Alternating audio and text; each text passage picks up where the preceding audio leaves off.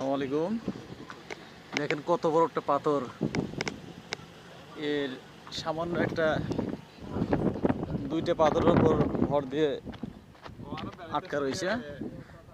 দেখেন সামান্য দুইটা পাথর, দুইটা মনে করেন খোঁটার মধ্যে দেখেন আটকা রয়েছে। কত বড় একটা পাথর।